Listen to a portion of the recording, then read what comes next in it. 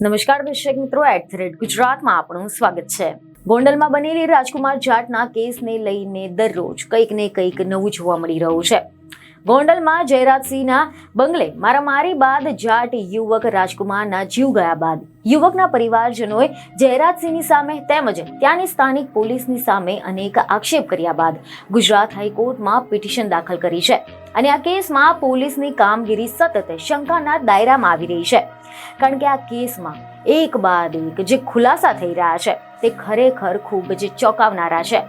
જેમાં તો હાલ સમાચાર એવા મળી રહ્યા છે કે સૌથી વધુ ચોંકાવનારી બાબત એ સામે આવી છે કે રાજકુમારના જે ઈજાના નિશાનની સંખ્યા છે, જે પંચનામામાં, પોસ્ટમોર્ટમની રિપોર્ટમાં અને ફોરેન્સિક રિપોર્ટમાં અલગ અલગ આવતા અનેક સવાલો ઊભા થયા છે। અહેવાલ એવા મળી રહ્યા છે કે આ કેસમાં જ્યારે રાજકુમાર જાટનો પોસ્ટમોર્ટમનો રિપોર્ટ આવ્યો ત્યારે તેમાં તેને 17 જેટલી ઈજાના નિશાન હોવાનું રિપોર્ટમાં દર્શાવ્યું હતું અને જ્યારે ફોરેન્સિક સાયન્સનો રિપોર્ટ આવ્યો ત્યારે તેમાં 41 જેટલા ઈજાના નિશાન સામે આવ્યા। 17 અને 41 બંને વચ્ચે કેટલો મોટો તફાવત હોય, પોસ્ટમોર્ટમ રિપોર્ટ સામે અનેક સવાલો ઉઠ્યા છે, પરંતુ હવે તો એ વાત સામે આવી છે કે પોલીસના પંચનામામાં આજે રાજકુમાર છે તે રાજકુમારના શરીર પર માત્ર 11 જેટલી ઈજાનો જ ઉલ્લેખ કરવામાં આવ્યો છે, એટલે કે આ ત્રણેય રિપોર્ટમાં ઈજાઓની સંખ્યામાં આટલો મોટો ફેરફાર જોવા મળ્યો છે અને આના જ કારણે દાળમાં કંઈક તો કાળું હોવાની આંગળી ચીંધે છે તેવું લોકોનું કહેવું છે।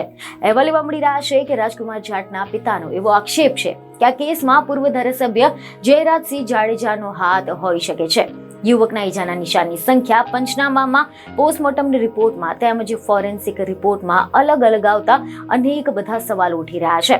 જો કે આના અગાઉ આ કેસની તપાસ CBI કરે તેવી પણ માંગ ઉઠી છે।